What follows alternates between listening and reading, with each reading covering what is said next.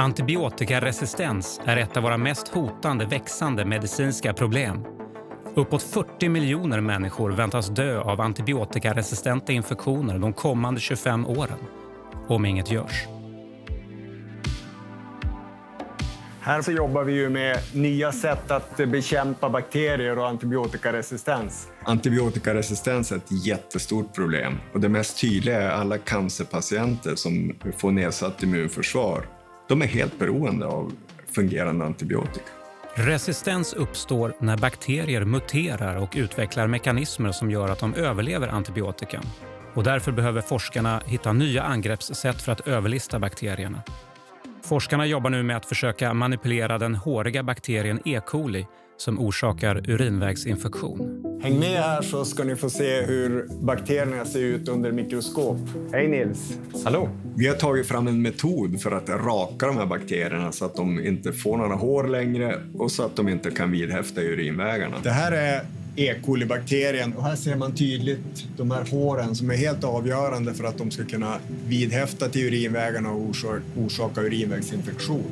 Metoden går ut på att vi har ju designat små molekyler som förstör den här processen. Och det är alltså molekyler som vi gör från scratch. Det är ingenting vi går ut i naturen och hittar under någon stubbe eller så, utan de här gör vi på labbet. Här ser man pili före de är behandlade och här ser man efteråt. Och här är det ju uppenbart att den här rakade bakterien, den kan vi kissa ut och immunförsvaret kan också komma åt den.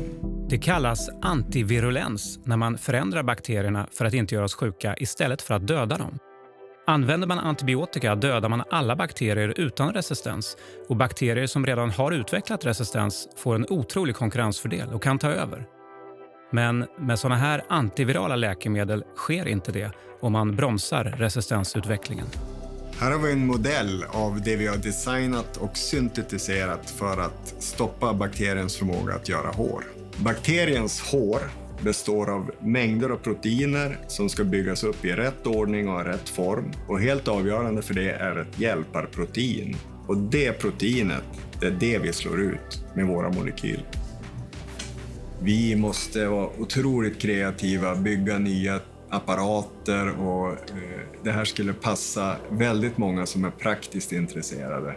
De som kanske tycker att de borde vara bilmekaniker eller jobba med motorer skulle säkert kunna bli fantastiska synteskemister. Användningen av antibiotika måste minimeras för att hejda resistensutvecklingen.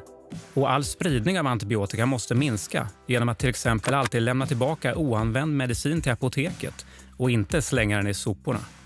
Det här konceptet med antivirulens, att avväpna bakterierna, det har vi testat även på andra bakterietyper fast på ett annat sätt. Men vi har jobbat bland annat med klamydia och vi har också jobbat med listeriabakterier. Antivirulens, den tekniken är inte långt borta. Det finns preparat nu i klinisk prövning och det är bara ett fåtal år bort innan de kan vara på hyllorna.